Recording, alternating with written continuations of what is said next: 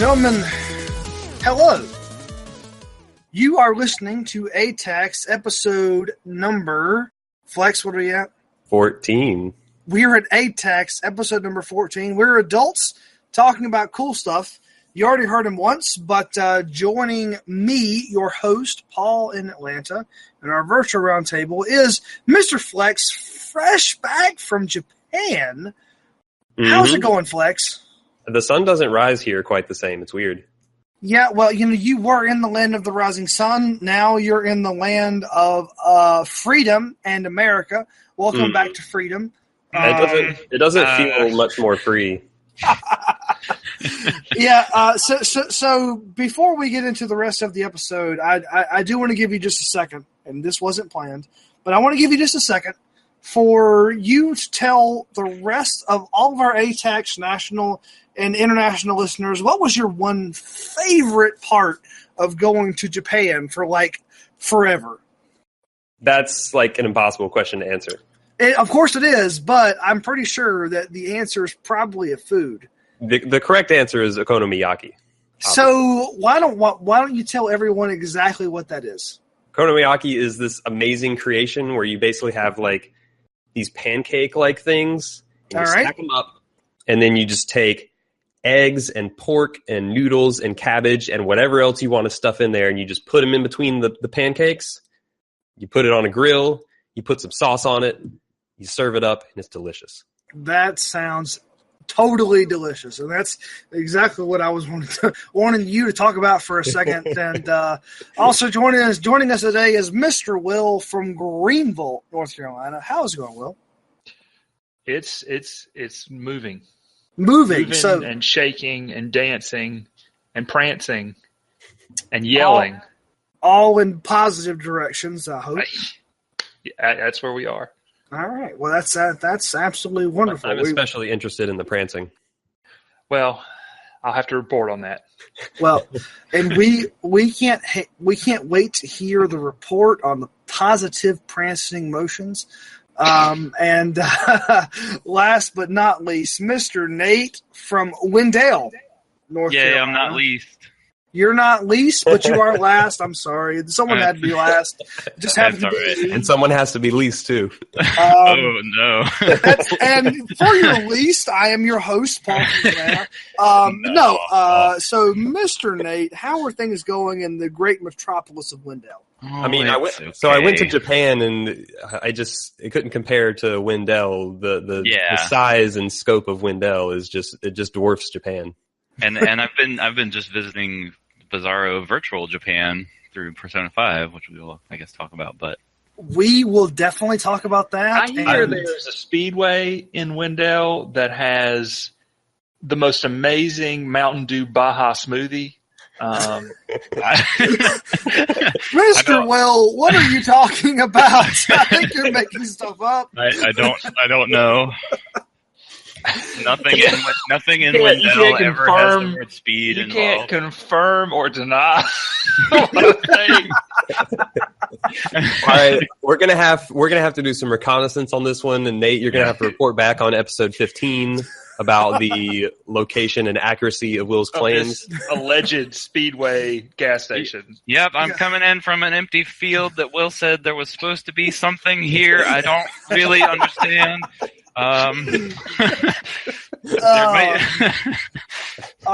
So for all of our international listeners, there is nothing of the sort in Wendell, North Carolina. Nothing of any sort. Or, yes, anything of any sort. And being from a place called Hamlet, North Carolina, which was literally across the street from where Will lived, we know what it means to say that nothing lives there. So... well, we're going to get right into this episode of ATACS. We're adults. We're talking about cool stuff. And, Mr. Flex, I want to start with you. You've been traveling. You've been seeing the great sights of Japan, also been playing video games. So we're going to open the floor. What would you like to talk about for exactly 9 minutes and 32 seconds? All right. That was very precise. Hey guys. Hi. Japan's a pretty cool place, you guys. Is it? It is. I think that I would be large. It is pretty large. I think. No, Seems like a nice I think- place. I think I would be very large. Oh, You- you would be. Yes. Well, you're already very large. For the international listeners, Mr. Will is 6'8" and 280 pounds. He's very large. I've been given 2 free inches.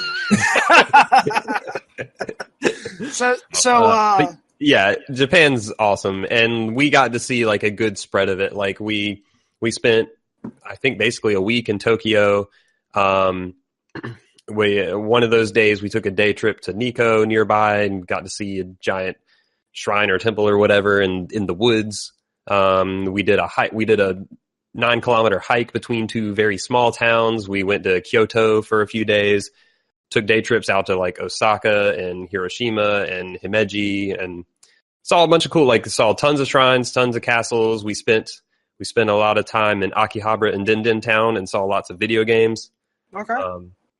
We pretty much ran the gamut of stuff to see. We also took one day to go. This was purely coincidental. We took one day to go to Bit Summit, which is basically Japanese PAX. Okay. Nice. That sounds like fun. Yeah, that was really cool. We got to see a lot of games. I shook Gio Corsi's hand. Who's that? For anyone who might not know who that is. He is. He is like. He's head of like PlayStation, like third-party relations or something like that. He's basically the guy at Sony who goes to these events and tries to like find indie games. Okay, so he's a pretty important guy in that total. Yeah, he's like he's been on like Giant Bomb panels and stuff before, which is how I knew his name and knew what he looked like.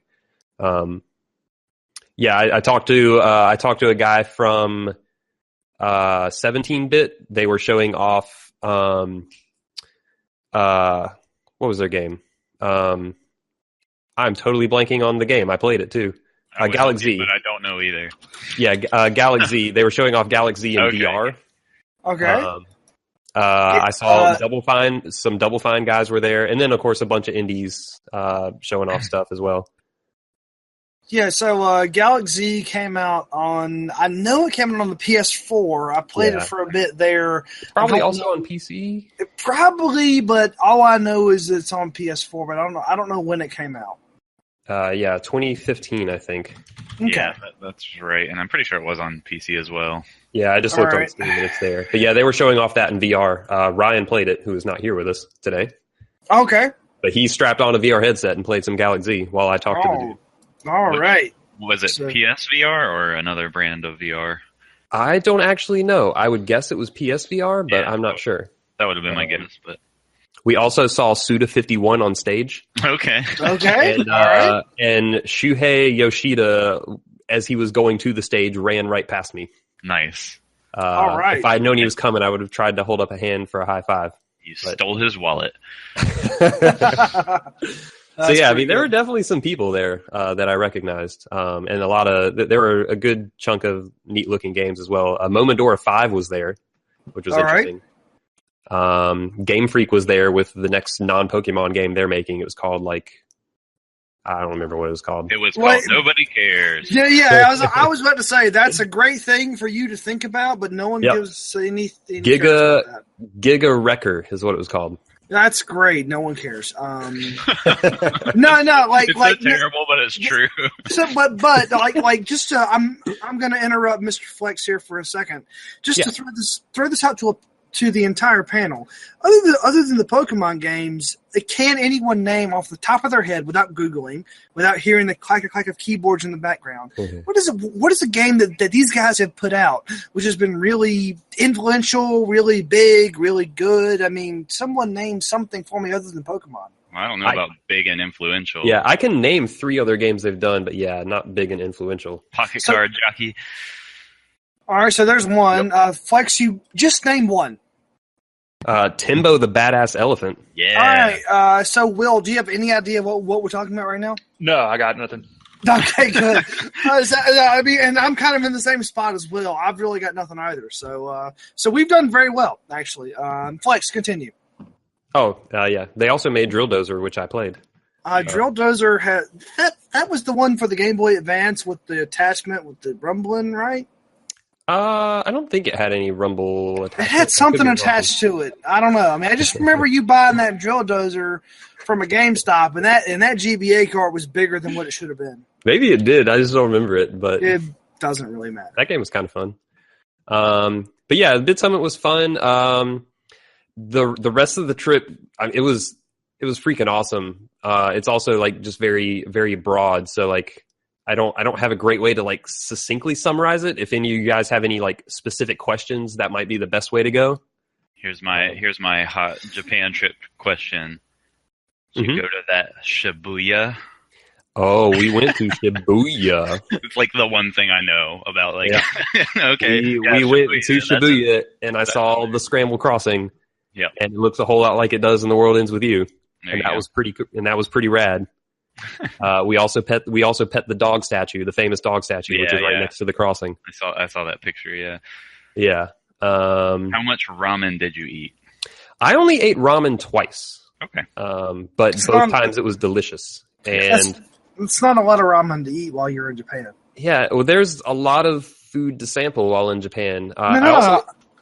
You're totally right. I'm just saying. Yeah, I also ate udon twice. So ramen is a kind of noodle. So there are at least like 3 or 4 popular kinds of noodles. So like I ate udon twice, and udon is basically the exact same thing as ramen, just a different kind of noodle. Yeah. So I had ramen twice and udon twice. So you can kind of think of like I had it 4 times. Okay. I also had beef bowls twice, and beef bowls are amazing. So for anyone that's listening, a beef bowl is a bowl full of beef, which sounds delicious. Is the bowl that is contained within also made of beef? Unfortunately, no. A funny thing, though, is a lot of times they will make stuff out of rice. So, like, they all right, there are a million rice patties in Japan. Like, when we were flying in from the plane, the only thing I could see on the ground was just endless rice patties. Mm-hmm. So they basically just replace a lot of things with rice. So all right, here are some things I saw. I saw rice. Obviously, there are rice balls. So they'll just literally just stick. Like if you get a pork rice ball, it's just like pork inside a ball of rice. Yeah. I saw rice sandwiches where they basically replace the bread with rice. That sounds pretty good. There are rice crackers. I saw a sign for a rice burger. Okay. Whoa. I walked by a rice dog. Think of like a corn dog, but instead of the meat being wrapped in like some kind of corn substance, it's wrapped in rice. I mean, that's cool. Good. That's not as cool as the image that popped into my head when you said rice dog. Like you walked by a dog-shaped concoction made of rice that people were just like gnawing on or something. I don't know. Sounds tasty. Another cool food thing are the vending machines. So they're literally just drink vending machines everywhere. Yeah. Persona. Yeah, Persona did not make that up. That is true. It's legit. Exactly. So I mean, really, one of the questions that I think that you have to answer is, out of all the vending machines that you saw in your time in Japan, what's the one that sticks out the most to you? Boss Coffee. Wait, hold on. You got to say that again, and then you got to explain that a little bit. Boss Coffee.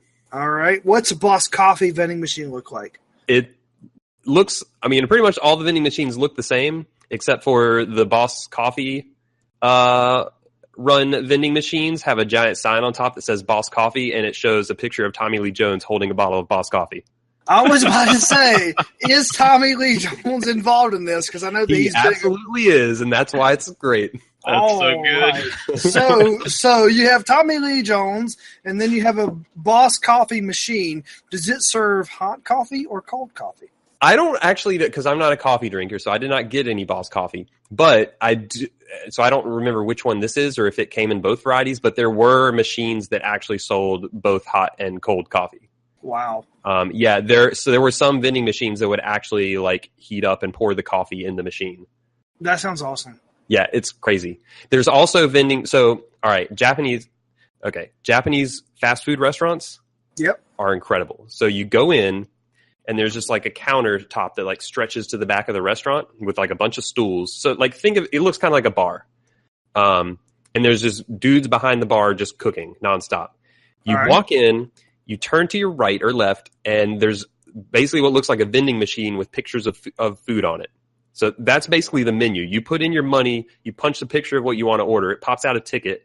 You go sit at the bar, and someone holds out their hand, you give them the ticket, and literally like 1 minute later, because they're just constantly cooking everything, they just put a bowl of whatever you ordered in front of you. All right. That's amazing. Yeah, I mean, so just to let everyone know, I'm pretty sure that most of us here have been places where you can walk in and you can like sort of like punch in your order on an automated sort of like machine, right? I mean, you've got a screen. I mean, if you're in the United States, you go to a Panera Bread, there's probably some sort of a quick order station there. So would you say that I have never been to one of these places in the U.S. So this is foreign to me. So yes, like in the U.S., you go to like a Panera Bread, you can just sort of punch in your order on a kiosk. So is that kind of like what you're talking about? It's like a kiosk ordering system? Yeah, basically. Yeah, I've never experienced this in the U.S., but yeah, it's like, I mean, it's just this machine, and you stick in your money, punch a button, and a ticket pops out. Okay. So maybe these do exist in the U.S., and I've just not. We don't have them in little old Raleigh. They're not super common, but I do think some of those are around. But it sounds like it's a common occurrence over there. Oh yeah, like pretty much like that's just how fat, which was really confusing the first time we went in, but that's just pretty much how the fast food joints seem to be. Is right. Yeah, they just like every single one we went into was set up that way. All right.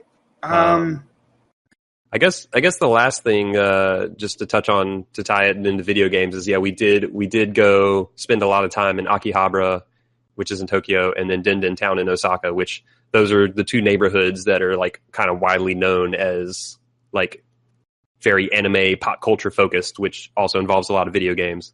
So did you see Shigeru Miyamoto? We did not see Miyamoto. We did in Kyoto walk by the Nintendo World headquarters. Okay, that's good. And we got pictures of a very bland but large like corporate building. Yeah, it just looks like an office building on it. Do what? It just looks like an office building, which is kind of hilarious. Yeah, it is hilarious. I mean, I had seen pictures of it before, so I knew what it looked like, but it's still funny that like one of the biggest like creative entertainment companies in the world is just this super plain white office building. Well, and I mean, like, it seems a little out of place until you realize that it's like, no, one of the reasons why Nintendo has been going for as long as it's been going is because it hasn't made any business decisions which are extremely costly. And that includes things as mundane as what its development studios look like or its corporate office buildings. Yeah. So... But yeah, it was. I saw a lot of Japanese video games. I actually took a lot of pictures of just Japanese video game cases because it was endlessly amusing to me. Sure. I played some arcade.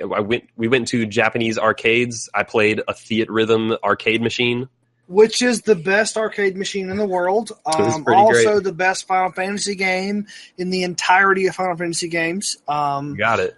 Yeah, I mean, no, that sounds real cool. Yeah, was it a big touchscreen for the Theatrhythm arcade game? No, it actually controlled really weird. It took me the better part of my first song to figure out how it controlled. So like, they're basically these. Have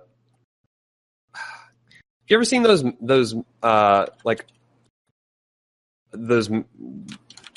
mice, like computer mice, where you like have a ball that you like roll around to move a cursor around? Yeah. They basically had like those on the panel. So you rolled this ball around. I mean, the only time you really had to use it were for the swipes and the if you remember the field themes in Theatrhythm where you like drag up and down. Yeah.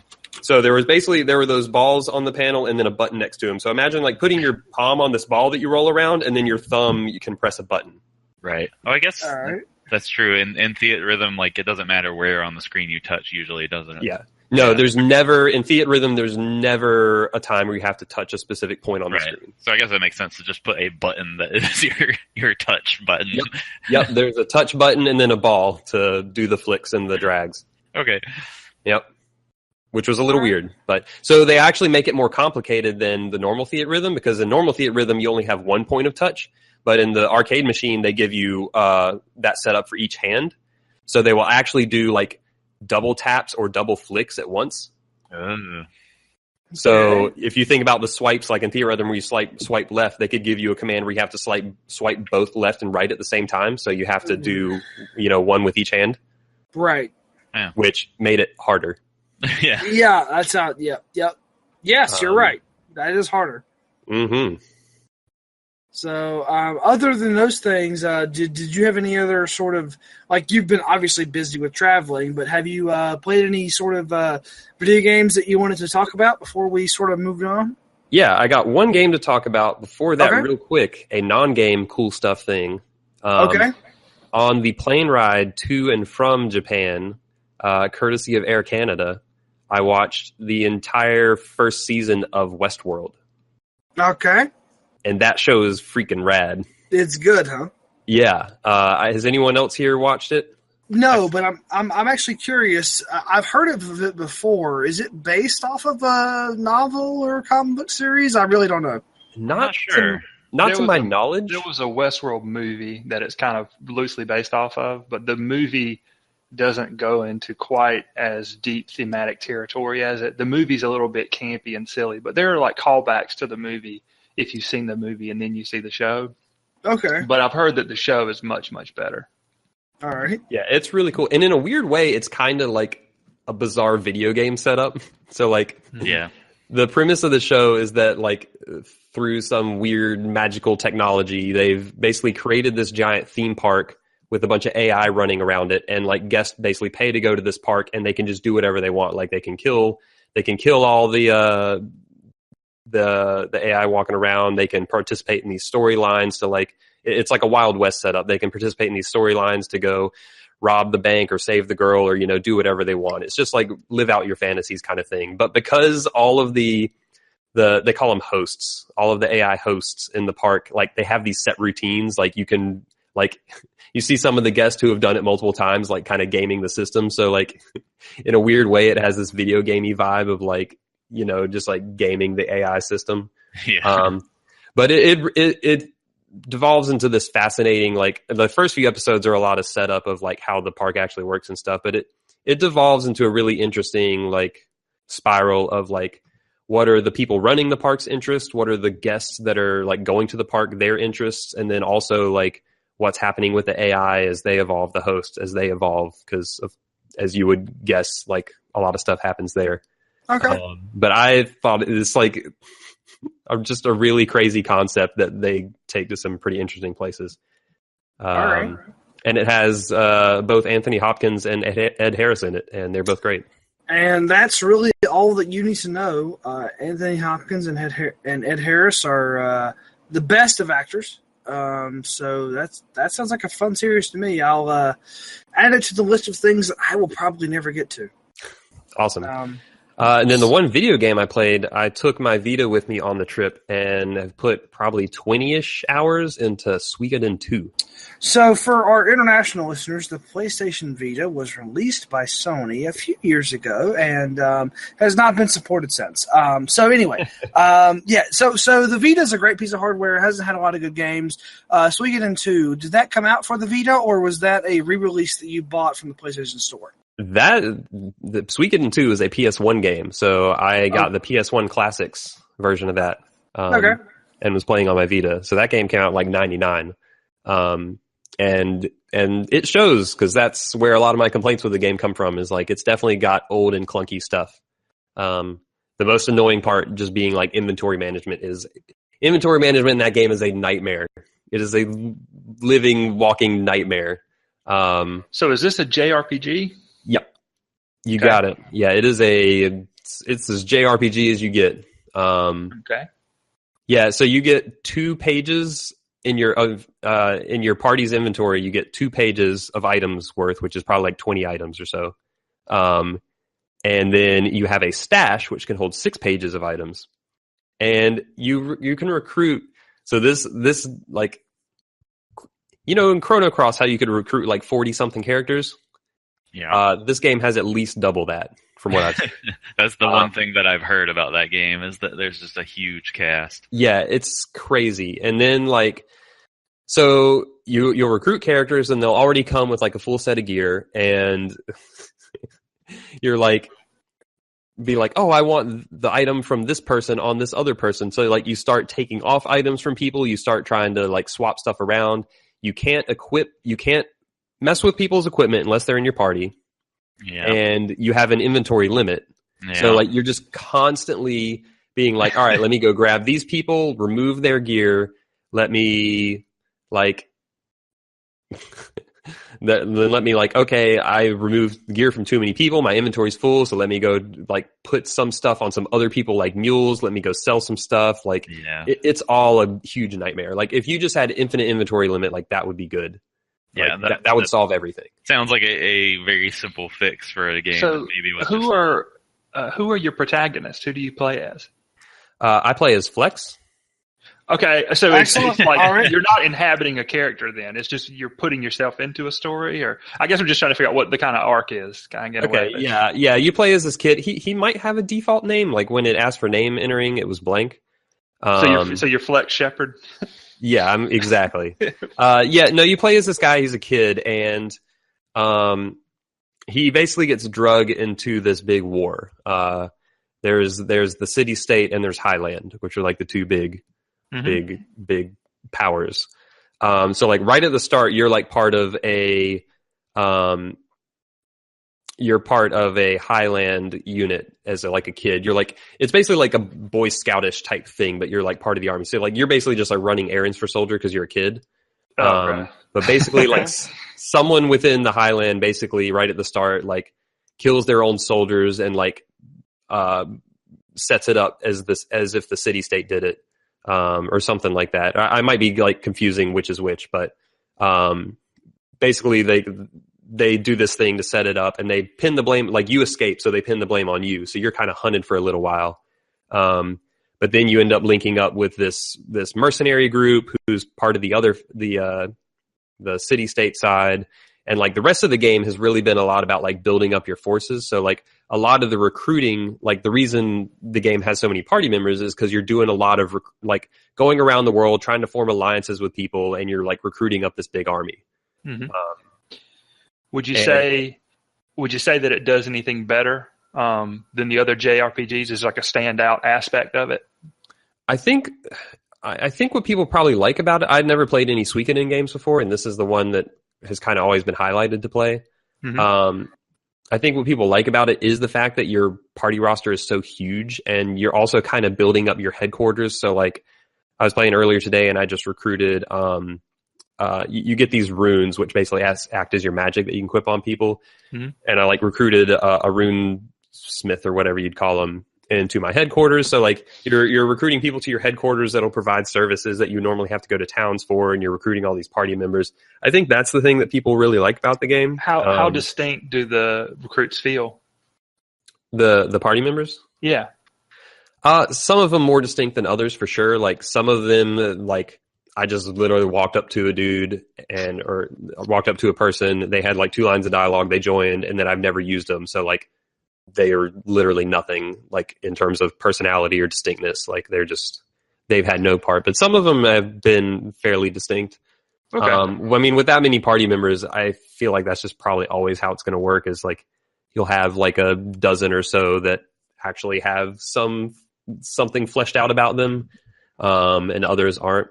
Like there were 2 people that I recruited through a side quest where like this person is like some kind of dragon knight who rides dragons, and he had lost his dragon and was going on this quest to like get a new one. So like that was kind of a good side quest that kind of defined these 2 characters. But there are just as many, if not more, characters that basically have no real backstory to them. You just like talk to them and they join. Gotcha. They're like, oh man, this kid looks like he's fighting. Yeah. Lord Flex is putting up the good fight, so I'll join him. There you go. Well, and I mean, obviously, like, what else would Lord Flex do other than put up the good fight? Exactly. But I do actually really like the story stuff in that game. Like, I think there's like good political intrigue between like the 2 big factions, and then like the process of building up your forces. It's reminded me a lot of the way that JRPGs in the 90s like actually moved at a good clip, and it feels like that's been lost over time. Like I remember Nate saying that about Final Fantasy V, how it just covers ground. This game has been doing that as well. So I like that a lot. The things I don't like are the inventory management is terrible, and then a lot of the other gameplay stuff is actually just very straightforward. You'll do some fetch questy stuff. The combat is very basic and has not been hard at all. So like a lot of that stuff can kind of be rote or tiresome, but it definitely is the narrative hooks and the party stuff that's the most interesting about that game. Cool. Okay. So I'm just gonna take a wild leap here and shoot over to Mr. Will, who's probably not been playing Suikoden II. Mr. Will, what's been going on over in your corner of the world? Well, I've played a number of games over the past couple of weeks. I think, just in the interest of time, I'll maybe talk about just one that I found, I guess, the most interesting. A couple of them were really, really short, kind of adventure titles, heavily story-driven. The other two were third-person adventure titles. But the one, I guess, that might be interesting to talk about would be Remember Me. I don't know if anyone's played that or heard of that. By the developers of Life is Strange. There you go. So has anyone played this? I have not. Okay, so I have it, but I have not played it. Yeah, the reception wasn't particularly great on it. Some of the reviewers, when it first came out, I think they said that it thought it was too smart, or the or it was like the game thinks it's smarter than it actually is, or something like that.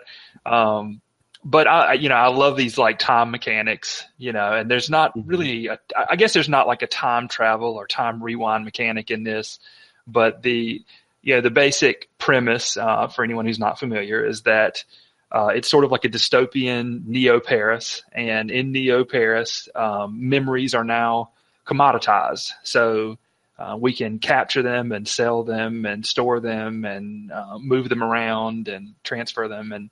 And there are weird things that kind of happen with that. Like, there's a jail where actually when you go to the jail, they remove your memories. Basically everything that's not essential. And so it's like almost doubly cruel because you can't actually think about the things that would normally maybe keep you going in prison, the types of things like, well, I remember I have a family, or I remember I had a job out there, or these friends, which to me is pretty interesting. And then of course the major kind of question in the game really is, what do you do with traumatic memories, and the idea, I guess, that's kind of explored is, can you just delete them? And if you do just delete trauma, what do you lose? Are people not able to grow? You know what I mean? Like, because a lot of times we grow from our adversity and sort of have to sort of scout out a new way forward. But that's kind of what the game kind of tries to explore. Now, the act of playing it is really, it's sort of like let's see. I mean, there's some parkour elements that are well done, but they aren't really. It's really interesting. So there's all these parkour elements in the game, but there's always only one route. So you never really feel like you're kind of scrambling around to find the way up. It's just sort of like. I was going to say, I mean, like that sounds more cinematic than anything else, or am I misunderstanding that? Oh, no, just talking about the way you're doing the parkour thing? Well, yeah, I mean, like, so you're talking about parkour, which is, free movement, running around, doing cool stuff. But so it's kind of weird. Yeah, so if there's only one way to go, maybe, I don't know, I just don't really get it. Like, yeah, I don't know why it's in there either. But, okay, that's fine. All right. But yeah, so, but the rest of the game, when you're not doing that, there are a couple other types of sections. The main crux of it, I guess, the combat is combo based. So you unlock different buttons to put in your combos. So like, let's say there are 3 different types of, actually 4 different types of buttons you can unlock. You can unlock, and let's say if you're using the face buttons on a controller, you might unlock an X that adds to the damage of a combo, or you might unlock a Y that reduces the cooldown on like your charge up moves, or you might unlock an X that heals you whenever you hit with it. And then so basically you can create these custom combos that kind of allow you to either do more damage, heal yourself, reduce the cooldown of your special attacks, and then of course there are special ones that sort of amplify the effects of the previous one.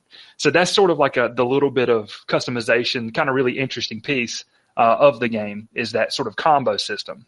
And so I had one that was all heals. So like if I was really getting messed up, but of course you have to hit the combo and you can't get interrupted to actually get these bonuses. So sometimes you have to like start a combo and then the game has it so that you can actually hop over somebody's head and then continue the combo if you do it right. But that's kind of what keeps it engaging, is sort of trying to hit these combos right and remembering which one you want to use at which point, depending on what you're actually trying to do. Sure. So that's kind of fun. One part of the game, I guess probably the last thing I'll really mention is there are these what they call remix sections. So you play as this girl who's a memory hunter. And so what she kind of does is she can actually sneak up behind people and use this device on her arm to actually like steal memories from the device that's on the back of their head that pretty much everybody has in this world, which is kind of where your memories are sort of stored. And so she can kind of figure out, how to get through a locked door or, where some secret file is hidden or something like that. But she also, and apparently she's the only person who can do this, she can quote unquote remix the memories. So actually change what had happened and put that kind of back and put this altered memory back in someone's head. And that might change the way that they decide to handle a certain situation. And that idea has so much potential, but it really boils down to kind of being this sort of trial and error thing. So you go into someone's head and you start replaying the actual memory, and you see certain things while you're slowly replaying the memory. You can kind of speed it up or slow it down or go in slow-mo, and it'll highlight different things you can change. But a lot of the things you can change, it's almost like really like an old school adventure game or something, like, where you're actually taking, you have like a broom that you find and you try to do everything with that broom until something works. You know what I'm talking about? Yep. Like the old school adventure games, but it feels like that. So you're just kind of trying everything. And so it's like, why don't you kick the ottoman over? Or, why don't you move their glass of wine? And so you sit there just kind of trial and erroring it. And the idea is really neat.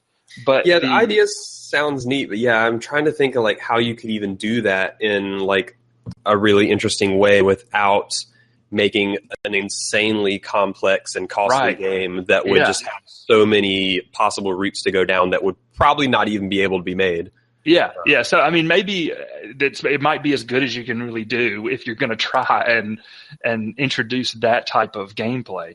But either way. I mean, I guess I think it's interesting as a therapist, because, side note to any of our listeners, William is a therapist.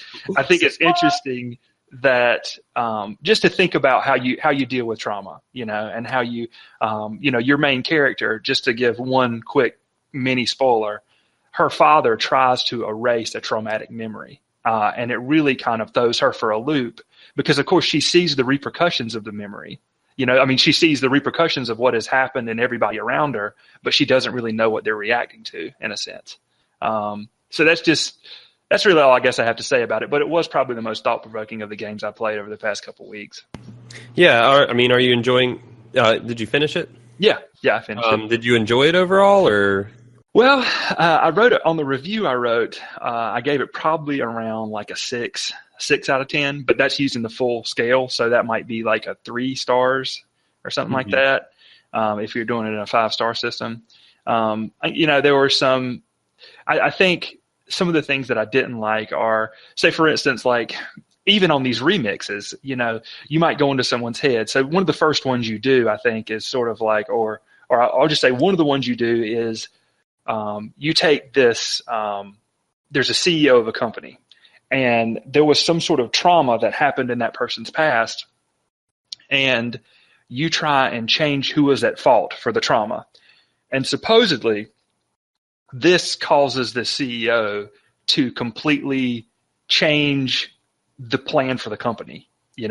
and I guess in some ways it's kind of a cynical view of humanity, really, when you think about it, that just one memory, like if one single thing could have happened differently, your whole life would change. And I mean, there's a little bit of truth to that, but I'd like to think that we're a little more, there's a little more, like, I mean, there's more going into the decisions we make than these single moments in our life. I think there are, our friends, our family, the books we read, the movies we watch, the experiences we have that are even outside of what it is. I think there's so many things that go into why we make the decisions we do that I think in some ways it's a little bit, a little bit shortchanging people to think that if we just change what actually happened in this one thing, that would completely change the way we see these things. So if that makes sense. Yeah, it does. It might be, I wonder if for like a game, if that's maybe like a real life situation is maybe too complicated to replicate accurately in a game. I don't know. Yeah, or maybe in an action adventure game where the core interaction is just, hitting people with combos. Yeah, here's this very elaborate game about memories, changing choices, and then you end up punching people in the face. I mean, that's the way the video games work, right? That's also the way that, real life tends to work as well. Hey, nice thing over there. I'm going to punch you in the face. Yeah. It's a complicated world. So, Will, do you have anything else that you wanted to talk about regarding that? No, not about Remember Me. I mean, it's interesting to see kind of where that company comes from, because I think, I might have mentioned this before on the podcast, but I really was impressed with Life is Strange, although there were certain missteps I feel like it took. So I like that game a lot. So it's interesting to see. And for any listeners, PS Plus has Life is Strange free for the month of June. So if anyone wants to actually see what that's all about, it's got great music. Really kind of intriguing story, but that's that's Dalton Nod. The way I own Remember Me is also through PS Plus. Well, there you go. Yeah. So I think I'm just gonna go ahead and ask Mr. Nate, how are things going in your neck of the woods? Yeah, they're pretty all right. I have I haven't had a ton of time to play games lately because I've been pretty busy, but I have squeezed in a couple of little things. So most notably is still sort of slowly making progress through Persona 5, which I'm... This week on Persona 5. But I don't know that I have a lot new to say about that, but that game is still pretty cool with some small caveats, I guess, against it. I've been watching Steph play through Persona 5 here in the last little bit, and one of the things that I'm a little bit surprised about, which maybe you can talk about a little bit since I'm not actually playing it, is I feel like that I'm seeing a lot of general pushback for whatever reason against Persona 5 on the general internet, whereas I'm watching Steph play through it, and yes, it seems to be long, and it is long, right? It's a long JRPG. Everyone who buys it should know that. It does have Persona in the title. It does have Persona in the title, but nothing that I've seen in Persona 5 from me as just sort of a watcher seems to be that surprising in the general arc of how those games go. It's not. So like the pushback that I'm sort of seeing from, quote unquote, the internet, I mean, is that just unfair kind of pushback, you think?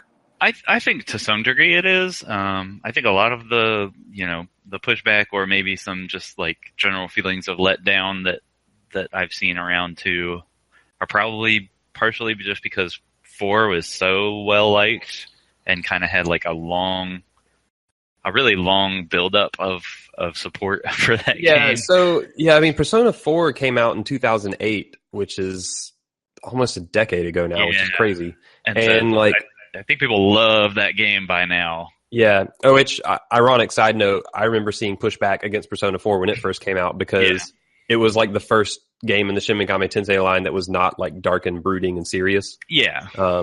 But I think at this point, like, people have fallen in love so much with Persona 4 that maybe anything that's not that. I actually don't know what the complaints are against Persona 5. The only complaint I've heard is maybe the characters aren't as likable. I don't know if that's the extent of it.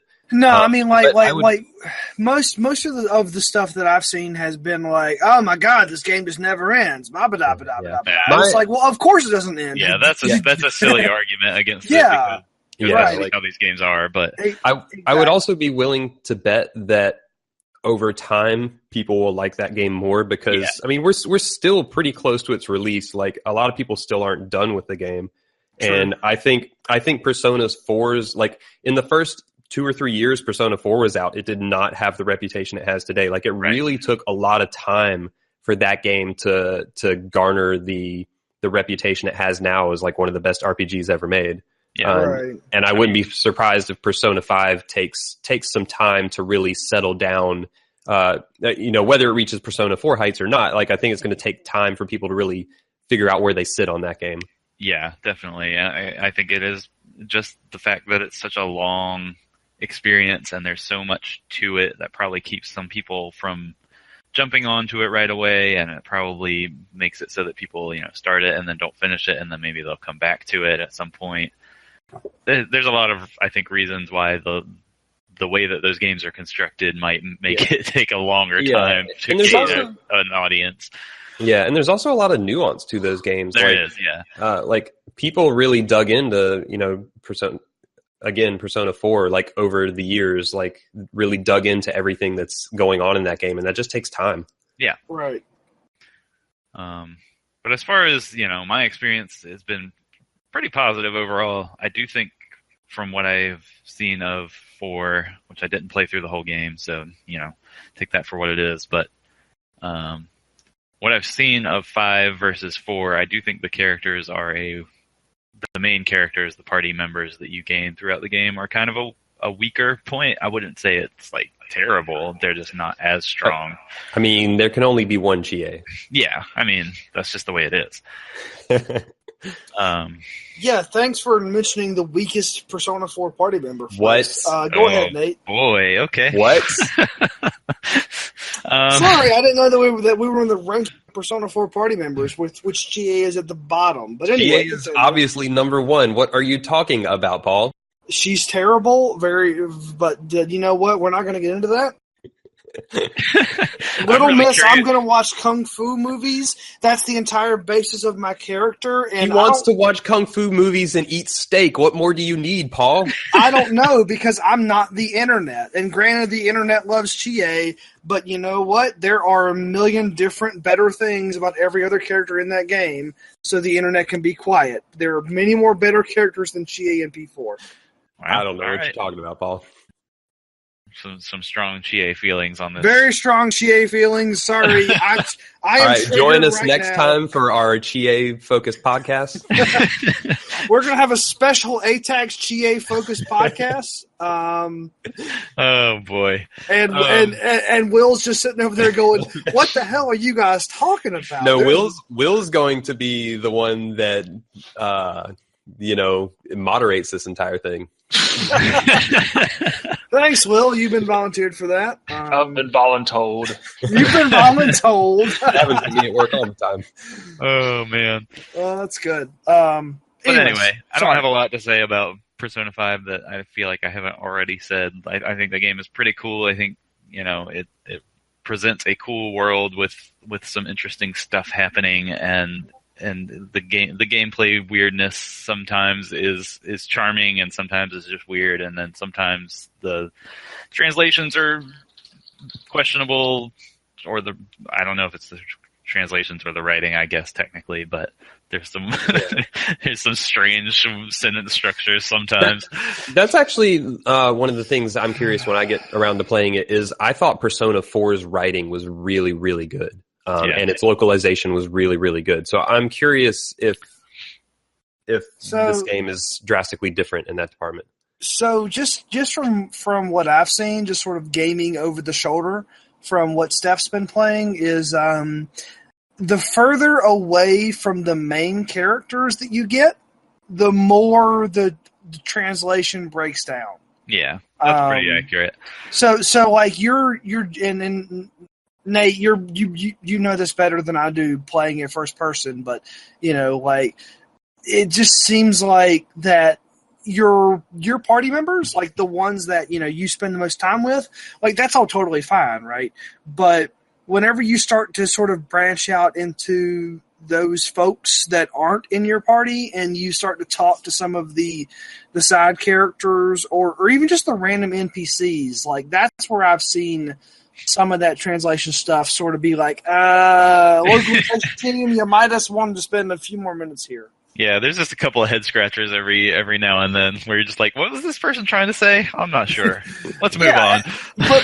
But it's never so bad that you don't know what they're saying. It's just like, no, you all right, I get it, but here's a better way to say that thing. Yeah, and it isn't a huge deal. It's not a game breaker, so I don't want to harp on it too much. But it is funny when those moments happen.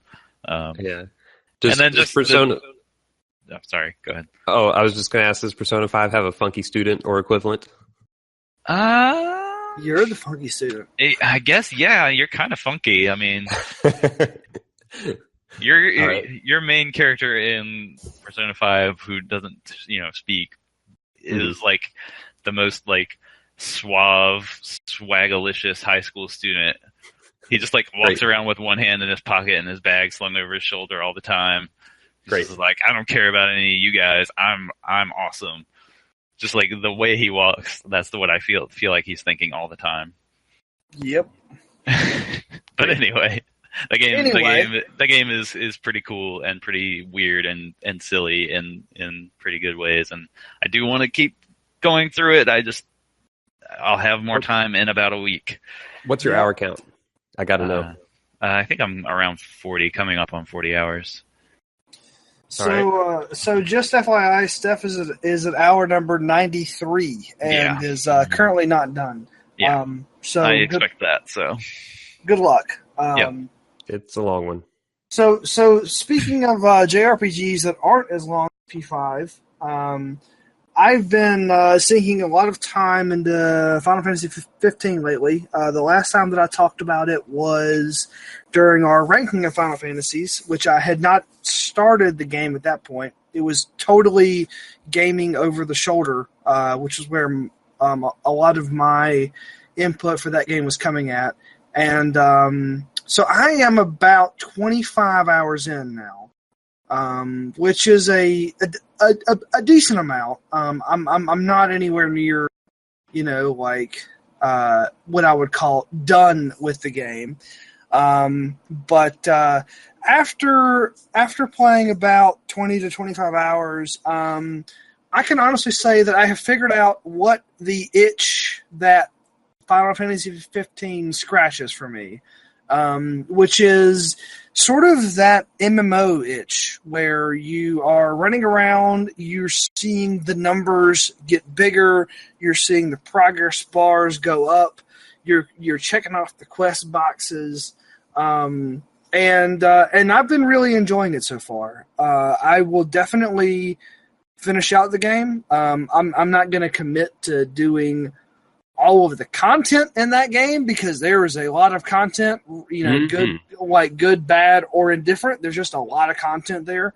But I've been really enjoying what I've been playing there so far. And I feel like that I can certainly understand where a lot of the criticism for that game kind of comes in at from, the majority of the fan base, but just for me and Will and I have talked about this a little bit just over chat. It's like I am definitely one of those people that you give me a game where there are progress bars and the numbers get bigger, and boy, I love those games. I think a big part of Final Fantasy 15 is you have to enjoy the MMO like structure of that game, and like I feel like if you don't get into just doing a bunch of hunts and side quests, then a lot in that game doesn't hold up nearly as well.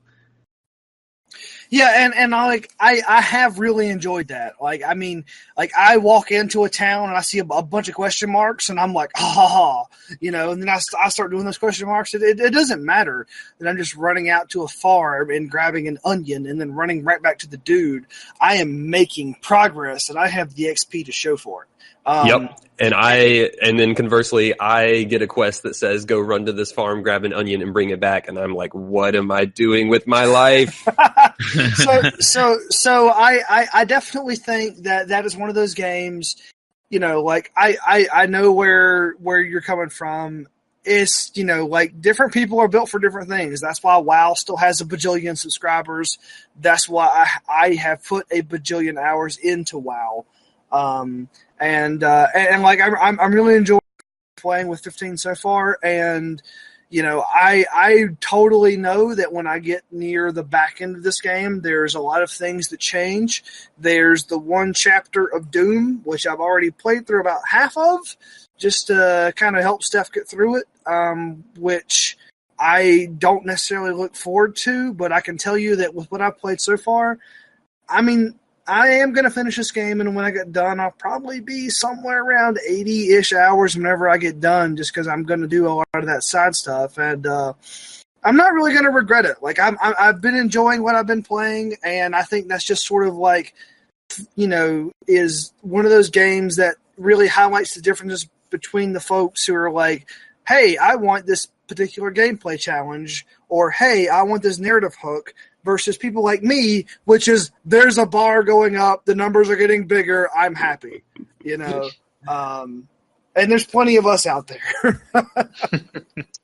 So, but I think that we're probably running right up through talking about cool stuff, and we're going to take a quick break, unless anyone else would like to jump in real quick.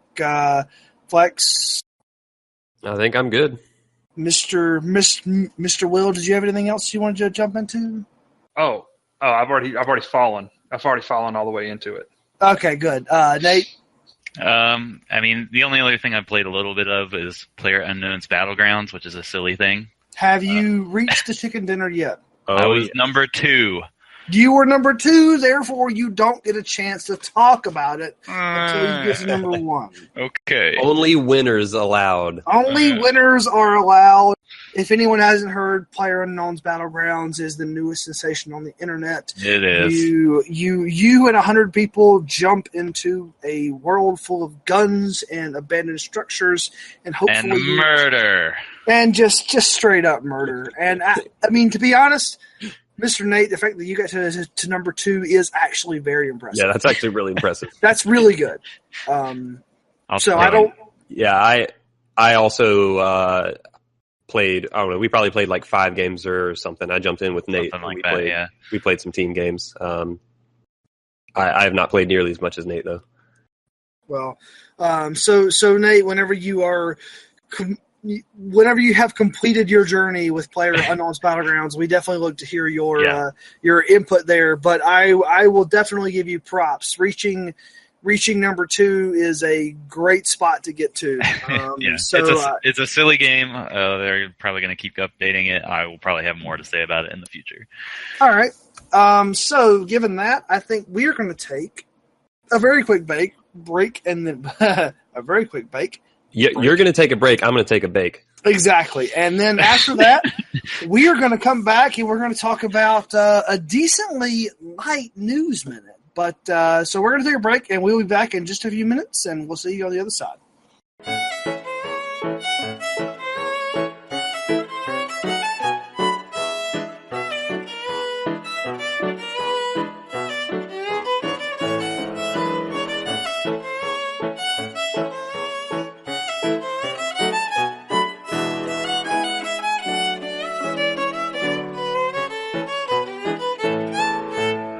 Ladies and gentlemen, we are back. We are adults. We are talking about cool stuff, and now we are moving into the news. So the first thing that we wanted to talk about today is, if you'll remember, several episodes ago, we talked about the Nintendo Switch's online service. which was supposedly coming and to be paid for sometime either late this year or early next year. And now Nintendo has released a few more details about their online service. And suffice to say, they seemed to have listened to the user base in general. So coming in 2018, the Switch will have online lobby and voice chat, which should not surprise anyone for what that is if you've played any modern consoles or games in the past few years. Here's the thing that's really neat. The classic game selection, which Nintendo has not really talked a lot about in terms of details, but basically if you're paying the monthly fee, you will be able to download a compilation of classic titles, but with added online play. They haven't released a whole lot of details beyond that, nor said what those games are going to be, but at about $20 per year, that's a pretty good price, given that they're going to be releasing these games to play, and you'll also be able to loop into online play. So I guess kind of whenever I look at this, I am decently excited about having your classic titles with online play. So if you want to play, I don't know, the Super Nintendo version of Super Mario Kart online, that would be a lot of fun, right? But right now, they're only really talking about the titles released for the NES. They haven't really talked about much beyond that. So, guys, I'm kind of excited about that framework, but I'm also really kind of, curious about what the Nintendo-like way that these games will be released with. So I've heard on the grapevine that the Switch will be capable of, really emulating up to GameCube games in the Virtual Console series. That was reported by Eurogamer several months ago now.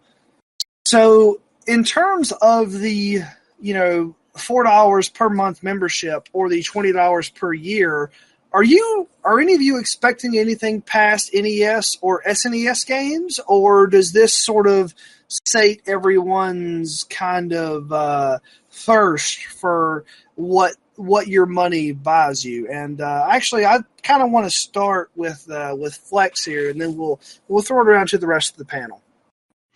Yeah, the big question for this is precisely what games they're going to offer. Like, this is a huge step up from what they were saying, because if you remember before, the service was going to come out sometime at the end of this year, and it was just going to be one like NES game a month, and you'd lose access to it. So like they're now basically going to like an almost Netflix style thing of like, hey, while you're subscribed, you can just play any game from whatever we have on docket.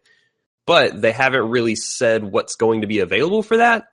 So there's definitely still some question marks here, even though it's a big step in the right direction. But yeah, it's like it could just be NES games that are available through the service. It could be the entire Virtual Console library that they put on the Switch. I have no idea what they're going to do. So let me ask you a question here, Mr. Flex. Mm-hmm. As our resident Nintendo expert, the man who has played Nintendo games his entire life.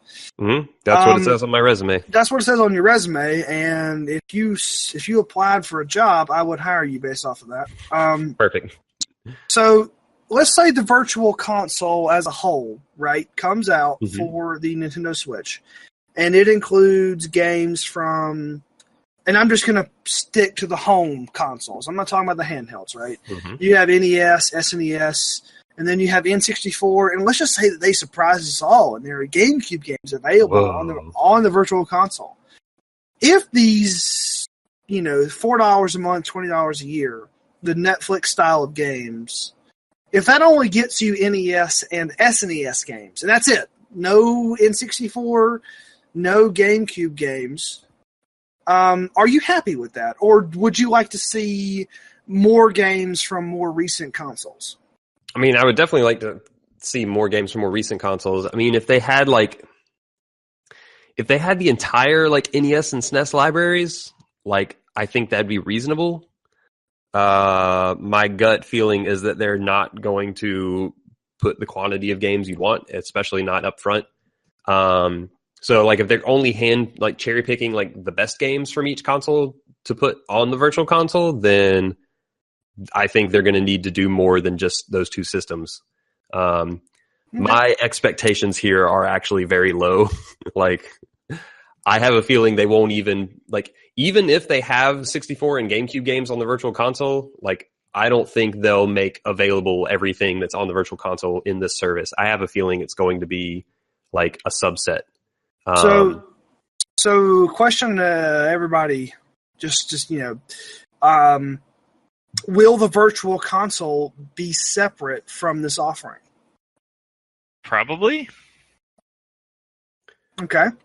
I think probably, right? Like that they're not going to put. I wouldn't imagine they would put every digital game from their back catalog into this Netflix style service. So then they're going to have somewhere else that you can pay them money for it. Yeah. So like one of the things that I was thinking of is there is a way for Nintendo to make a decent amount of money on their back catalog, which is to have the whole thing available in a Netflix-style service. But that's what I want. Well, yeah, obviously that's the consumer-friendly way. I mean, all right, so the free games you get from their subscription service, which is $20 a year, right? Right. That's in addition to the core online functionality of the Switch, right? Yeah, so they actually have in this thing, they break it down. So the 4 things you get by being a subscriber is online gameplay. So online multiplayer will be behind the paywall. Online lobby and voice chat, so you can't even do group chat without paying. The classic game selection, which is what we're talking about, and then Nintendo eShop deals, so you'll get some discounts. That's what the $20 a year gets you.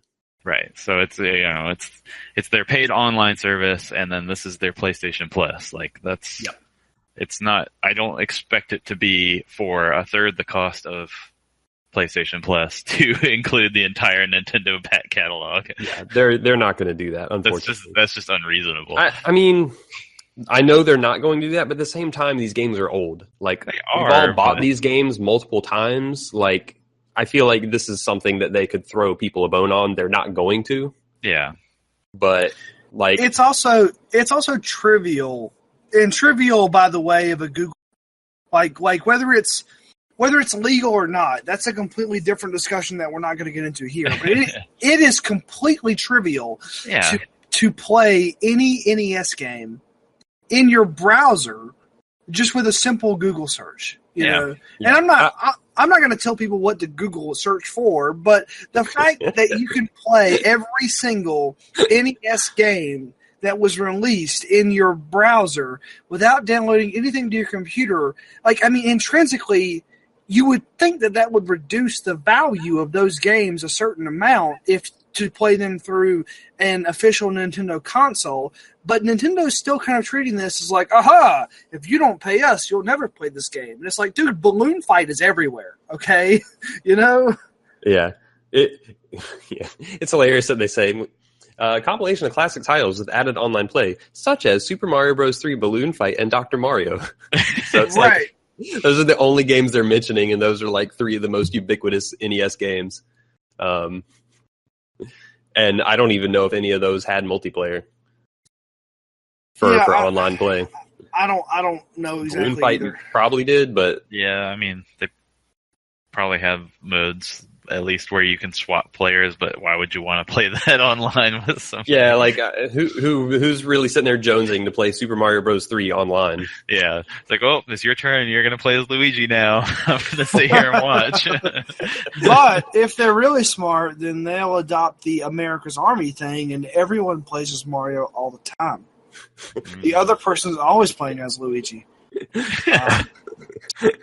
So they've released some details, but I think that there's still a little bit more to see as far as what your money's going to buy you there. Yeah, I think the price is good, assuming the games are, decent enough. Like, I'm not expecting for this price for them to give us every game on the Virtual Console, but like if they give a good enough subset, like I think this price is fine, because like Nate said, it's a third of the price of the competitors who also gate online multiplayer behind a paywall. To be fair, Nintendo will not have as many online multiplayer games on their system as those companies do. True. They'll have like Splatoon and Mario Kart and probably nothing else, but Smash Bros, I guess, maybe someday. Yeah, ARMS. Yeah, we're talking about real games that are potentially good. I mean, I don't know if that game maybe that game will be all right. I don't know. It looks silly. I've heard a lot of good things about ARMS, but we'll wait until that actually comes. Yeah. So maybe they will have a more multiplayer focus with the Switch going forward. They're making ARMS and I mean, in the first half a year, they're going to have Splatoon, ARMS, and Mario Kart. That's not a bad. Yeah, that's list. About as many online multiplayer games as the Wii U had in its lifespan. Yeah. So yeah, maybe they'll step that up. So yeah, like I think if they get a decent number of games on there for $20 a year, that's not that bad. Like, because we never knew the price until now, and so like seeing that the price is relatively low, and then seeing them branch out to offer more than one game at a time, which was quite frankly insane. Yeah, they've definitely made a step in the right direction. Yeah. The other thing that's still ridiculous is that the online lobby and voice chat is through a smartphone app. So I don't know if any of you have seen the pictures of like how this has to work, but like you basically have to have cords going from both your Switch and your phone into a headset that you put on. Right. That's great. Like it's this really insane looking setup. So like if you're playing on a TV, like you need this cord coming from the Switch. So I guess it's got to be a fairly long cord, and then you got to have your phone sitting somewhere nearby. It's kind of crazy looking. So that has to get easier or better, or just no one's going to use it. I mean, like yes, Nintendo can impose whatever sort of restrictions that they want to on their, on how people use their online service. But if I have to have the kind of description that you're talking about in terms of, having cables going here, there, and everywhere, I'm sorry. I'm literally just not going to do that, and that can be the end of that. Yeah, it's considering we've since Halo 2 came out, we've had like built-in voice chat within the system that didn't need to rely on a separate phone app. This just seems insane. I mean, I guess they're also assuming everyone who owns a Switch also has a smartphone, which that's reasonable to assume in 2017. I don't know. Maybe. That's pretty safe, but yeah, it is a strange solution. I mean, I guess seen yet. I guess 6-year-olds who would play Mario Kart have smartphones now. Probably. Is that how that works? I mean, I guess that's the way that works in Japan, but at the same time, like, I'm not going to criticize Nintendo until it actually is released here with those same restrictions, because there's no way, shape, or form that it can come out in this way and be that insane with the way that things work in 2017. If that's the way it comes out, crazy. If that's the way it comes out, we'll have an entire podcast dedicated, which is just going to be me and no one else. It's just me yelling for an hour about how dumb Nintendo is. I can't wait for this podcast, Paul. It's gonna be wonderful. But I'm gonna hold those feelings in until the actual product is released and the final details come out. Because I want to believe that Nintendo isn't as dumb as this looks. Because it looks pretty dumb. It looks real dumb. It looks real dumb. I think it's going to come out that way too.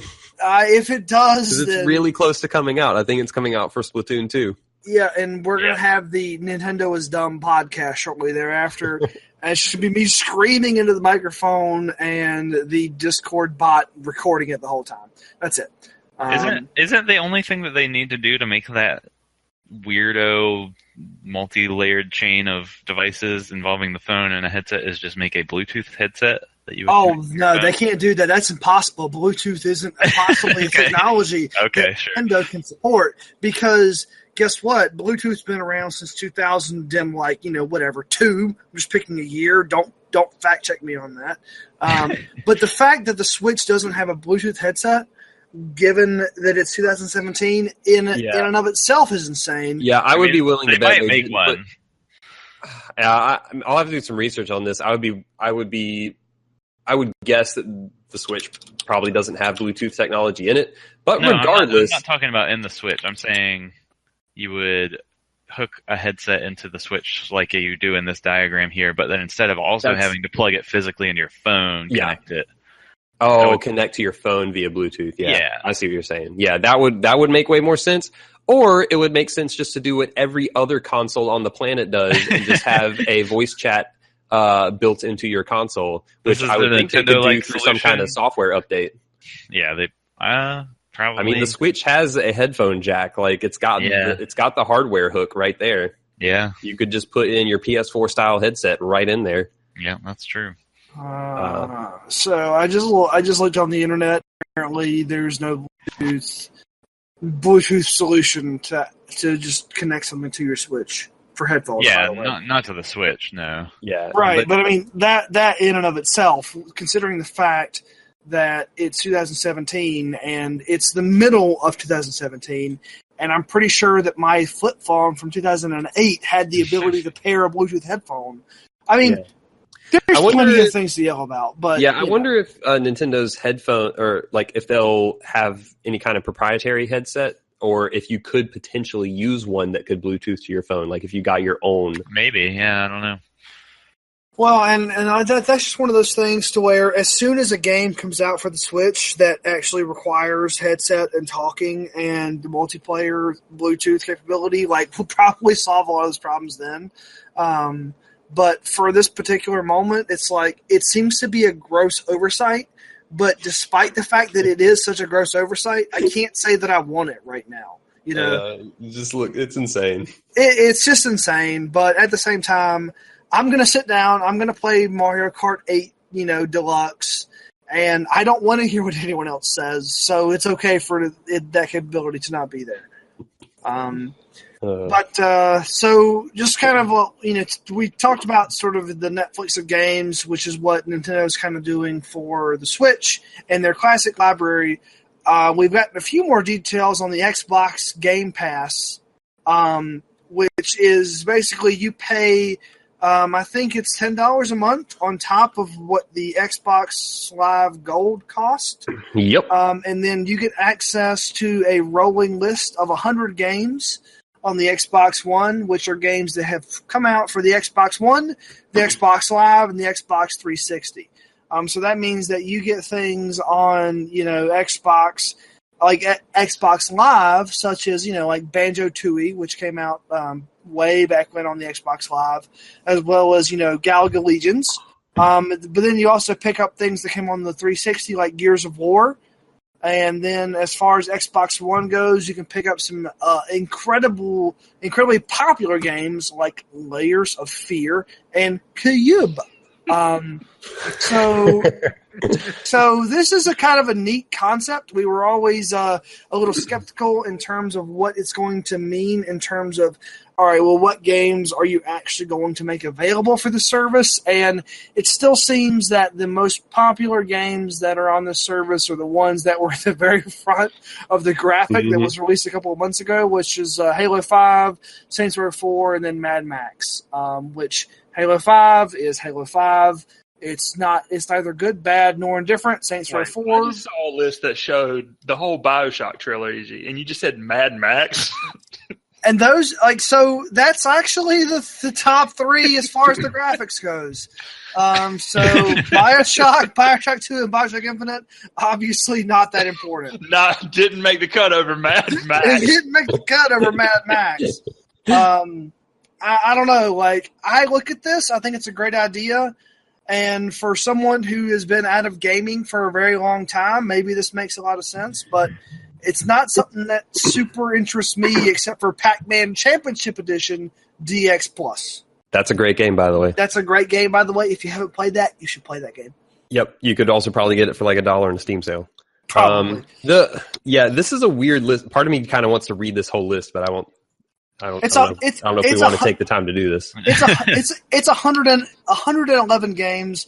We're not going to do that. There's some games on here that are cool, some that are bad, some that are just interesting, but Yeah, it's a weird list of games, and like thinking about paying, like, all right, if you like somehow miss the entire 360 generation, like this would actually be a really awesome thing to pay for. Yes, it would. But it's a weird thing to think. Like, I feel like people would just pay for it for a few months, play whatever games they missed, and that would be that. It's also interesting to compare this to the Nintendo thing we just talked about, because this is $10 a month, and the Nintendo thing is $20 a year. This is 111 games. I doubt there will be 111 games on Nintendo's thing, but like if they get some good classics in there and some good and a mix of some offbeat games, like the Nintendo one could end up being a better deal despite being way less games. It's just hard to say. But yeah, this is a weird list. I like that the only Fable game on this list is Fable 3. Great, yeah, that's the one. Which is really interesting. This list is really amusing. So yeah. I think it's totally okay to just kind of like, read off a couple of these, which are kind of interesting. Like Will already mentioned the BioShock series, seeing that on here. Those are some big games. Here's what we should do. We should all glance at this list and pick if there is one game on here that you would play if you had access to it. That's a good idea. That's a good idea. I guess. Oh boy. I guess I'll probably go ahead and start. So with this list, I would say probably the one that I would play off this whole list is Lego Batman the video game. I've not played that one. It seems real good. The movie was real good. There's certainly stuff on here which seem neat, but that's one that I'd be near the top of my list. So Nate, do you want to go next? This was my idea. I probably should have planned this better. You probably should have planned this better. I'm looking. Scroll fast, buddy. My easy answer would be the Pac-Man Championship thing, because I haven't actually played that, but to see if there's anything else. That's a solid choice. I mean, like, well, the subscription costs more than that game. That's the thing. We're taking the price out of the equation, so I would just buy that game if I was going to play it. But yeah, and I mean, in all seriousness, like that is a really good version of that game. So that's really not a terrible answer. Will, what do you think? Well, at one time I wanted to play Sunset Overdrive, but I just kind of gave up on it because I feel like I'm never going to get an Xbox One, and I don't think there's any hope of that getting ported. So that might be something. But in terms of the only one of the games on here that's actually actively on my backlog is actually Layers of Fear. All right. Yes, that would be someone. That would be one that I would actually. I'm sure I would play. Also, Gears of War Judgment. I like that multiplayer a lot. I feel like I might actually revisit that multiplayer if it was populated. Yeah. But anyway. All right. Flex? There's only one game on this list I feel is worth $10 a month, and that's clearly Sega Vintage Collection, Alex Kidd and Company. That wasn't the question, though. Well, I mean, maybe it's the same answer. Okay, it's the same. Yeah. If I'm paying my $10 a month, I'm playing the best. Okay. And that's the best you got. Well, that means a thing. I'm glad our viewers. I actually don't think there's a single game on this list I want to play, because that's really the question. If I gifted you this list of games, would you actually play any of them? I don't know, because all of the good games on this list I think I've already played. Like I don't see anything on here that I haven't played that just jumps out. Part of that is that you just play a lot of games. So yeah, it's definitely part of it. Not that there aren't good games on here. Oh, there are a lot of really good games on here. I mean, Banjo-Kazooie Nuts and Bolts is on here. That's all you really need. Yeah, that's terrible. But Flex, I know that what you really want to play is Age of Booty, and that's on this list. So you're definitely good to go. You got it. But actually, the game I'd probably try is The Blob 2, because I never played that, and people seem to like that game. So that's probably my real answer. Yeah, and it's not. Oh, it's also hilarious to me that Electronic Super Joy is on this list. Yeah, that's a weird one. Yeah. So, I mean, it's not the worst list in the world. And from what Microsoft has said, there's going to be some churning of these games from what I've seen. I don't know if they've said, or maybe I just haven't seen, if you download, a World of Kethlings and then it comes off of the Xbox Games Pass list. I don't know what that happens to if you've downloaded it. I can make some guesses, but I don't know if they've actually said. My guess is that you wouldn't be able to play it if it cycles out. Yeah, guess. That's my guess too. And they might have said it somewhere, but I just don't see it.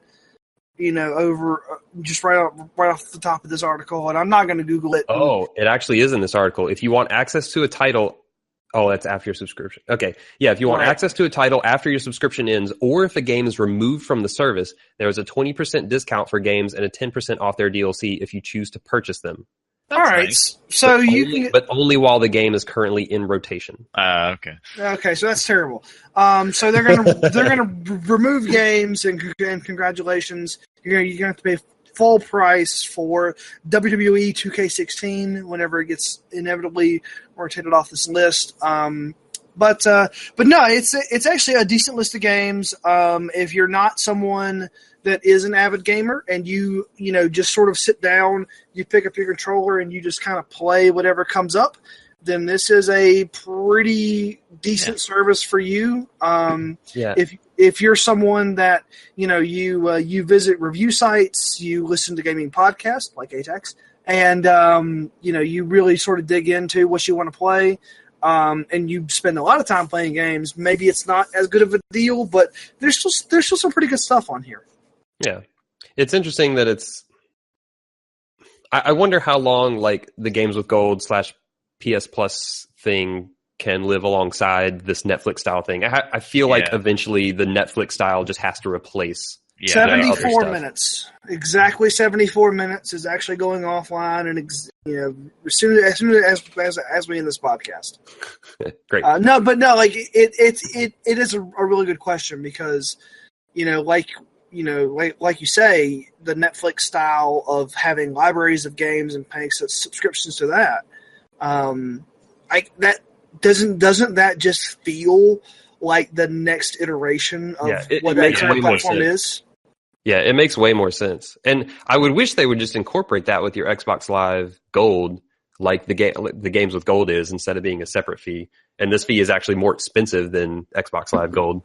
Right. So we'll just have to wait for them to either come to that conclusion on their own, wait for Sony, Microsoft, or I mean even Nintendo, really, with their virtual console service. It only takes one of those big three to have that rolled into their service with that lower cost to really drive competition with the other two. So I feel like someone someday has got to crack this and make it work, and then everyone else is going to look like an idiot for not doing it sooner. And you know what? It's probably going to be Microsoft, and that's based off of nothing other than the fact that for being a Western company, they tend to be a little more friendly to that sort of business model than the Japanese companies, which are Sony and Nintendo, do. But that's based off of nothing other than my personal opinion, and I could be totally wrong. Yeah. Yeah, they're making a good stab at it with this thing. I think it's maybe a little too overpriced considering how old most of these games are, but this is still a good list of games. Yep. So I think that's probably going to bring us right up to the end of our news section. There were a couple of other random things that kind of hit the streets here recently, and other than Square Enix doing some things like selling off the Hitman dev and bringing Final Fantasy VII in house. There's been a few other random news stories that have hit, but I don't know if there's anything that we want to dig too deeply into right now. IO Interactive deserves better. Does it? Yeah, does it deserve better? I mean, Hitman was good, but did it actually sell enough to not be? That's sold what I'd off? like to know is what the sales numbers for that game were like, because critically it was amazingly well received. Well, there was an interesting article. I believe it was probably maybe 2 weeks ago on Kotaku, and it was or it might have been on Waypoint, where someone was basically just saying that, it's my fault that Hitman failed, and I guess it's like, it's one of these things where they said, well, every time they kept putting it off because of that sort of episodic structure type of thing, so it's kind of like, I don't know. I mean, I think it will be interesting to see, I think, if Hitman sells a lot over like from basically the time the last episode came out until maybe like the next 6 months or next year, Yeah. And the reason a long tail. Yeah. The reason I say that is just because, like, for me, I mean, that is a game that's actually in a genre that I liked. I really liked Conviction a lot, or not Conviction, but whatever the last one was, Absolution. And then this one, I'm like, I don't really want to buy it because I don't dig the episodic thing. I mean, my standard thing is wait until all the episodes are out and then buy it. And that's what I did. I waited until all of them were out and got it on a sale. But I feel like when we're looking at these impressions, and of course when their publisher was looking at their sales, it's probably not going to include. I mean, it might not include my buy that was on the tail end, like a year after the thing came out. So I don't know that. I mean, of course, I haven't played it, so I don't know how the episodic structure serves it. If it benefits us, if it's necessary, if it's just like a weird gimmicky thing. I mean, it allowed them to treat it as a quote unquote live game, which is what a lot of games are going for now. Because in addition to the episodes, they also had the elusive targets that they were putting up like every week or two. Right. So like, it was a game that was just constantly getting content, and I think that worked pretty well for that style of game. But. Mm-hmm. Well, I guess I don't know. Apparently, I don't know what they were shooting for in terms of sales, but maybe they didn't get it. I don't know what they're. I mean, Square Enix is also the company that when the Tomb Raider reboot sold like 5 million copies or whatever it was, they said it was a failure. And it's like, what are you talking about? Right. Yeah, and I mean, and that's kind of one of those things that Square Enix has had some questionable expectations for their sales for various properties. So, we'll see where IO lands at, and if there is going to be any more of the Hitman Season 2 or any more of that episodic content. But yeah, that's probably about the other biggest piece of news in gaming for the past couple of weeks. But I can tell you guys, just kind of like looking forward for the next little bit. I'm going to be spending a couple of weeks out of the house. I'll be in close to Washington D.C. For work. So I'm planning on taking the PS4 with me and the Vita. So I'll probably be playing. PC's kind of like Japan, right? It's pretty much the same thing. Yeah, I mean, you know what? There's a whole lot of not playing video games and a whole lot of walking around. So yeah, it's probably the same. All right. So for the next couple weeks, I don't really plan to play a lot. Probably just going to try and get some Final Fantasy 15 time in, trying to get that game wrapped up. It's not going to happen, but I can at least try. Other than that, I don't really have a big list of things on my schedule. Hyper Light Drifter's pretty much fallen off completely. I played a couple of hours of that, and then not that I bounced off of it in any like hard way. It's just anytime that I have time for video games, I play something else other than Hyper Light Drifter. So I think I can pretty safely say that I'm probably done with that one. And yeah, really, other than that, we'll just have to see if anything else pops up. But for me personally, it's probably just going to be Final Fantasy 15 until that's done. So Will, what do you have coming up in the next couple of weeks that you're going to be playing? Well, I'm probably going to polish off this really strange indie game that I picked up on Steam. It's called Splatter. It's sort of like a top-down zombie shooter with a quote-unquote noir story. And for some reason, it's kind of fun, but it's really low tech.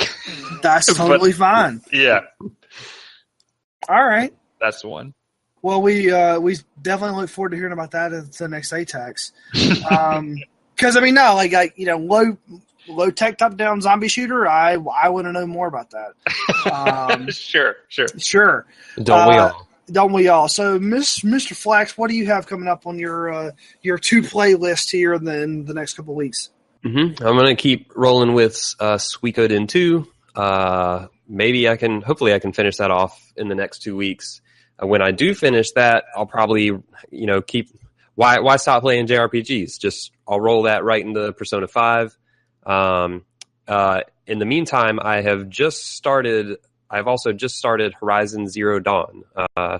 So I'm gonna be juggling Horizon and JRPGs for the next little bit. Good luck with that. That's definitely a heavy lift. Mm-hmm. Well, it is 2017. It is 2017, and there's a very good reason why Horizon Zero Dawn has not entered this house, and that's because of all the JRPGs that have. So if you can do both at the same time, I commend you, sir. I'll do my best. Especially considering Zelda took up a lot of time in the early part of the year. Zelda was the spring. Yes, it was. So Nate, what do you have coming up? Pretty much the same stuff. I'm wrapping up my school year as a teacher in the next week, so I'll have more free time to really tackle Persona 5 a lot more directly. And just Persona 5 from sun up to sundown every day. Yeah, there we go. Yeah, that's... Why are we stopping then? Just keep it rolling 24/7. Right. There and then you after that, Persona 4, then Persona 3. But yeah, pretty much that. And at some point, probably once the school year is over, I'm planning on jumping into Neo to probably play alongside of Persona. All right. Well, I can tell you, at least as far as Steph's been going, I'll be watching her play a little bit of Nier, so I might have some observations about Nier Automata for the PS4 at the next the next ATACS, just from a backseat gaming perspective. But I think other than that, I want to play. Yeah, welcome to 2017, right? Yep. Other than that, I think that probably pretty well covers up this ATACS episode 14. I have been your host. I've been Paul. I've been from Atlanta. Before that, I was from other places, but we'll just stick with Atlanta for now. And joining me today was Mr. Will from Greenville, North Carolina, Mr. Flex from Raleigh, North Carolina, and Mr. Nate from Wendell, North Carolina. Thank you for listening, and we will be back in about 2 weeks. See you then.